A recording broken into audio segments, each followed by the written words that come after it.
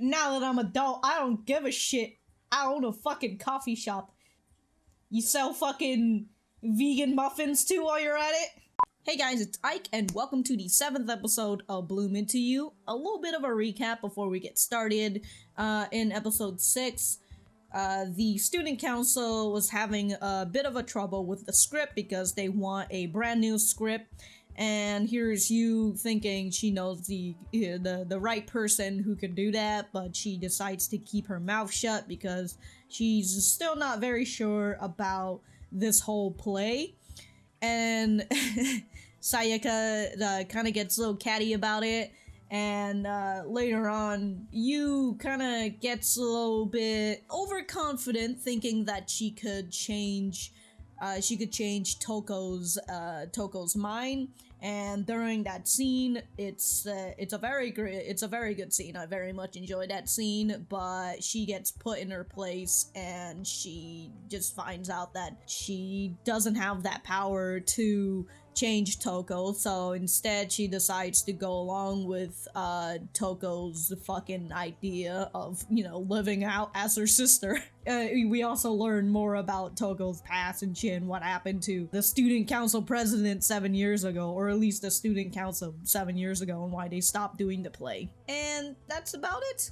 A short note, I did skim through volume 2, and I saw that episode 6 was the end of volume 2, and I also saw that they put a couple of short stories out of place, like it's not short story, but like side stories, something like with Yu's sister sending a picture of you sleeping over to Toko. That was a side story from volume 3, but it did make sense when they put it in episode 5. Even though that was like, you know, that they were still using volume 2 material, and I understand that. But also in volume 2, there was more bit of a focus on Sayaka's part, to which I'm assuming that in this episode we're gonna be more focused on Sayaka, and that's where they're gonna take that material from volume 2 and put it into volume 3's material, essentially. So yeah, it kind of make me realize that I should have read the manga and catch up with it, so I can actually remember if they've like switched a couple parts around, because even though they did it, it just seems so seamless that I got caught up with it, and I was like, oh, okay, this is pretty fucking nice. Anyways, getting that long-winded intro out of the way, let us get started. By the way, somebody wise once told me that you should totally check out my website at ikrot.com, and if you've been enjoying this series, you should give it a thumbs up. It'll really help me, especially when like 3 of the videos are blocked globally right now. Oh, fun times. But if you guys aren't subscribed yet, you should totally subscribe, especially if you're into Yuri, and yeah, let's get going for realsies.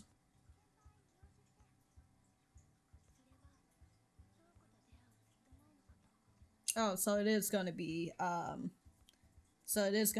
more about Sayaka. Here in this past, we already know that Sayaka's a full-on lesbian.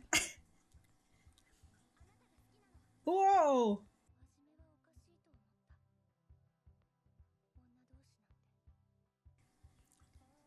And then I got really into it.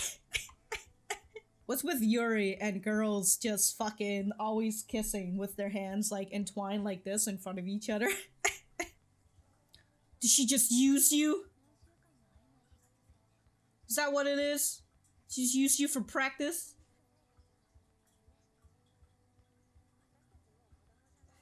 I've grown out of the gay. What? You're the one who confessed to her. Oh, don't worry, girl. You're gonna go through a phase once you're in fucking college. Wow, you turned her gay and then you just left her?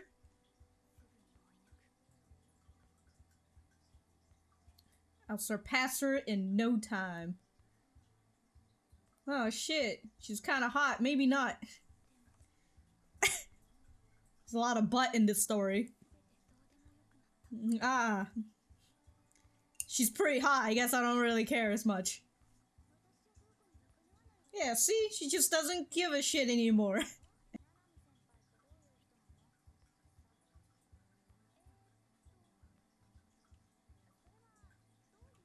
It's for the script. If we're talking about scripts and shit, you know, and she's, like, did they even give her an idea on what to fucking write? You know, it's just, here, write a script for us. That's adorable.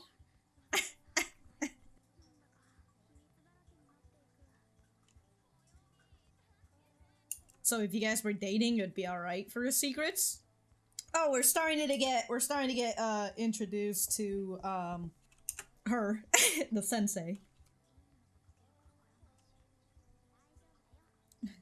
Oh, isn't that every fucking writer's worry? It's a love letter. Yeah, because this scene is from volume 2.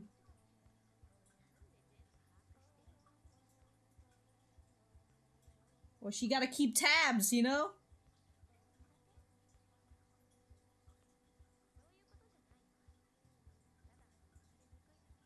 Oh, they what? They use emotions against you? I have a favor to ask. I like to meet and talk with Kana-san in person. Can you ask her if she has any free time today?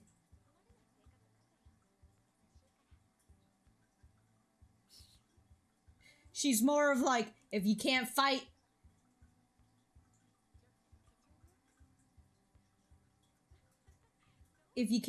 might as well go with the flow, you know? She wants to know.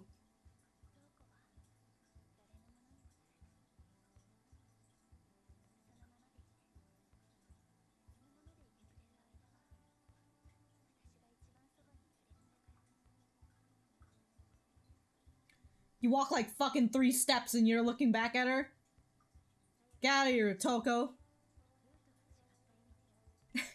I just realized it switched perspective, and I was like, wait, why is Sayaka talking about herself in third person? Okay, so in this episode, we get Sayaka's ideals pointed out to us, because we already have Yu's ideals, and we recently got Toko from the last episode. We also have Maki as well, but Maki's Maki. He's whatever. He's just an observer. So we're gonna leave him out of here. And so in this episode, we have more of Sayaka's ideal, which is it's like a stagnant point, and also, well, actually, let me just play out what Toko is saying too, because Toko kind of enforces this ideal. Yeah, Sayaka's nice, but she's different from you. It's the version of me that's perfect. Yeah, she doesn't pry into it. So for that, Sayaka is fine with this stagnant relationship. A relationship that is just like on a straight line and never goes anywhere. Because as long as she can stay close to Toko, and as long as Toko continues to act like this, it's fine for her. She's totally cool with it. I feel like maybe somebody would be fine with that relationship, a la Sayaka, but at the same time, like, are you really learning anything about them? They are in high school, so I don't know. But yeah, so here in this part, we just learn about Sayaka's shit. God, what a nice fucking school. You got a beautiful scenery to walk around? Wait, why did she join you guys? What the fuck? I guess she just got them and brought them over back to Sayaka or some shit. Why didn't she just walk with you to go to the fucking cafe? Yeah, we get introduced to her too. Damn, Toko, you attracting older women?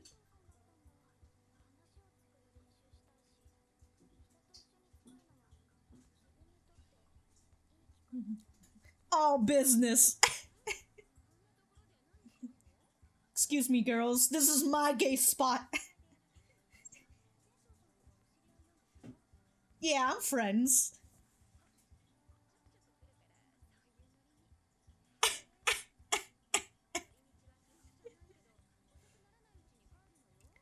I can't boss you around once you leave school property.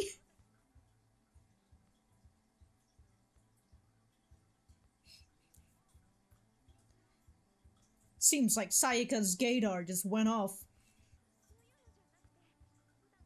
Whoa!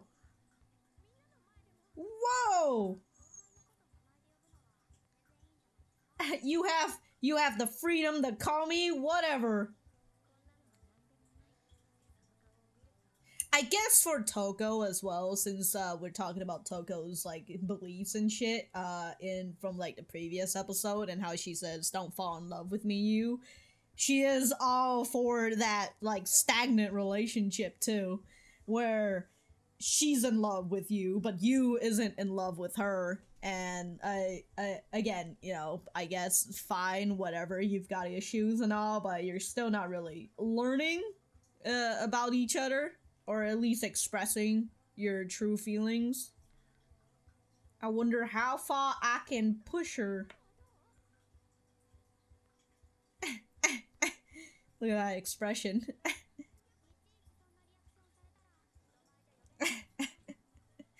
Toko senpai. Ah!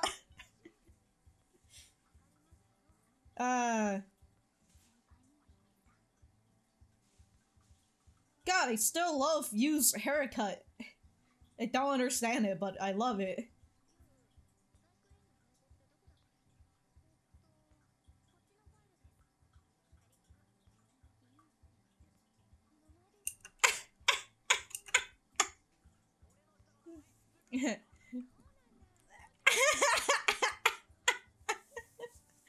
Maki's Toko is like Toko's like, you better not. I just love the camera whenever it pans over to Maki. He's like, Well, then she had a senpai who fucked her up. She gave her to gay. And left her for, I don't know. Left her for dick. Oh, the stagnant relationship. It won't become any sort of genuine relationship. How long have you known her? A year? I might give you the same fucking argument with you from like the previous episode. How long have you known her? A year? Sure. How long has Toko known? Well, actually, I mean, well, Sayaka would know. Sayaka at least knows about her sister and shit, you know, since she was the one who mentioned that to you. I had to cut the video. What was I talking about? It's like the moment I turn off the camera, my brain just fucking shut off. Oh yeah, like about Toko knowing at least like about the student council president and that it might be Toko's sister. You know, there's that. I have the same thing. How long have you known her compared to how Toko has known her sister and how long she's been that way? Maybe that argument doesn't make sense, but whatever. I need to have a good talk with you. No, I drink it straight black. Whoa. Such confidence. Is there a law in, well, I mean, Japan's still not very like for gay people, but is there a law where school can fire her if they find out she's with a woman? Now that I'm adult, I don't give a shit. I own a fucking coffee shop. You sell fucking vegan muffins too while you're at it? Oh, look at Sayaka. She gets to talk about the girl that she likes. Oh yeah, especially if you're living in places that don't really, you know, that aren't that is kind of like homophobic, or even they're just like they don't care about the gays. I don't know how to say it. I live in fucking California. There's just gay dudes fucking everywhere. I know of a lesbian hideout and it's a place called Vegan Pizza. Damn, dude, she just gulped down that entire fucking black coffee. Man, that animation of that coffee, though. source of stress. So yeah, she has to fix her own fucking problem before she needs to fix her own fucking problem before she could accept somebody else's baggage. I'm talking about Toko.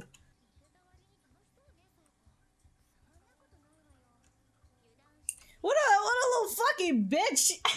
You seem happy to be a loser. Yeah, well, what fucking rank are you, bitch?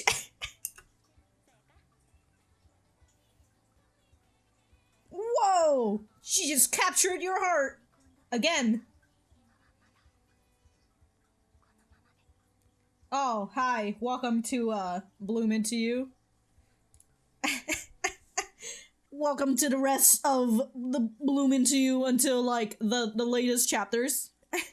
Where everybody is completely fine with, staying in a, stagnant relationship. So, that was episode 7 of Bloom Into You. That was, very nice. I very much enjoyed that one. It was more on Sayaka's, point of view.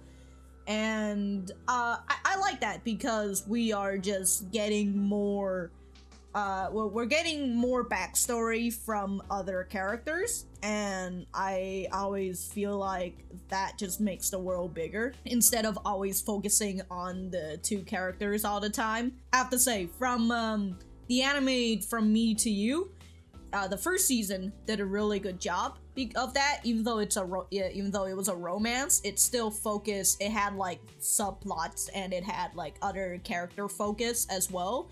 But the 2 main characters were still there, and like they kind of go through that problem, and their relationship gets like a little bit closer. And that's why I always found From Me to You to be a really good romance anime.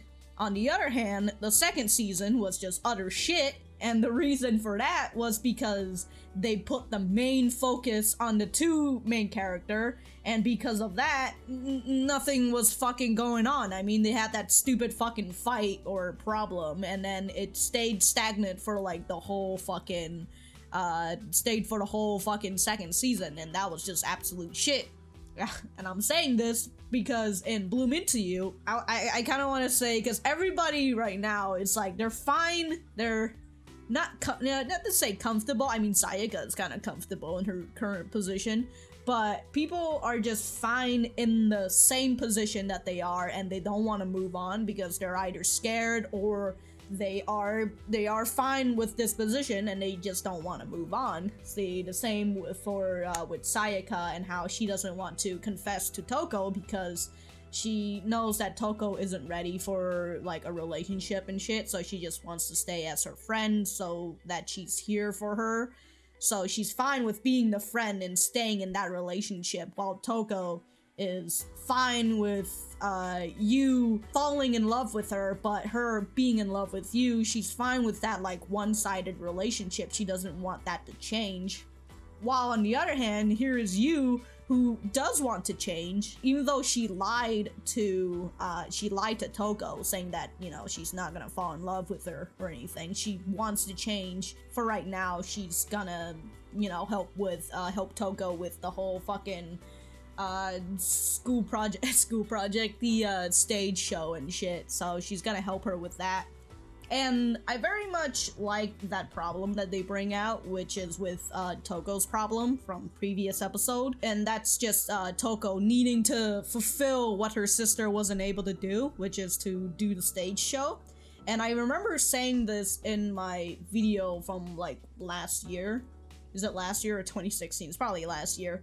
But my video from last year when I talked about Bloom Into You, I said that I'm fine with this stability. I'm fine with it staying on the same wavelength if it doesn't want to like move for a bit, as long as the all the way until I'm fine with it all the way until the stage show, because you need to fix not you like the character, but I'm talking about Toko. Toko needs to fix her fucking problem before she can do anything. So until she gets her fucking head, you know, out of her ass, everybody else can't make a fucking move. I don't know where this fucking speech was going, but yeah, that was that. Toko just needs to open up her heart, which she won't until she fulfills her sister's goal in life, which is do the stage show.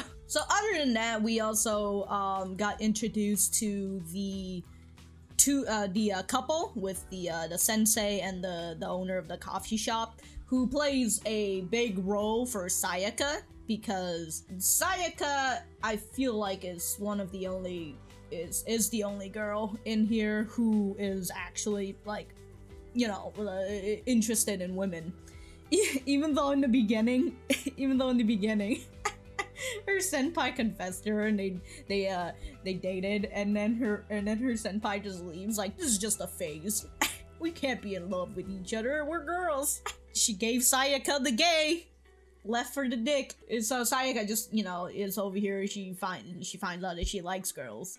So she is one of the only other character who's here who genuinely, I was about to say appreciate girls, but you know, who has feelings for girls. Having that mentality and not being able to tell other people about it, you know, you can't just, if it was just a boy, and tell other girls like, oh, I like this boy, and you guys can have like a lovey-dovey talk kind of thing, but you can't do that if you are a girl and you like other girls. You can't just go up and talk to other girls about it, because like they might think, oh, what if she falls for me? I'm not gay. Having the couple here and having allowing Sayaka to talk about her feelings to the coffee shop owner, whose name I have not gotten yet. I don't have my notebook, so I couldn't write down their names. But yeah, having being able to talk about her feelings to somebody who understands her, that's a big step, honestly. First of all, is like to be able to say I like girls, and like to take that big step, but the person on the receiving end is this person who has gone through the same situation as them and like understands their situation, and they can just, you know, fucking talk to each other like normal people. That's very good for Sayaka, and yeah, I really like the addition of these couples, and they really help flesh out Sayaka's character. And then we also got a little bit more with Koyomi, who wants to know more about Toko, so then she can perhaps write a script based around their character. So yeah, there's that whole fucking thing. But you know what? This is the script it's still an ongoing thing. So there's not much for me to talk about with the script until Koyomi actually like lays down the fucking the first draft of the script and shit. Alright, well that's gonna be it for me. If I have anything else to say, I'll write it in the description down below. Thank you guys for watching this. Please remember to like, share, comment, and subscribe. I've got my social media. Check me out on my Twitter, my Instagram. Also got my Discord if you want to come and hang out with me and some other cool individuals. I also have my Patreon if you want to check that out and help me feed my habit. Other than that, thank you guys again for sticking around, and I will see you guys in the next video.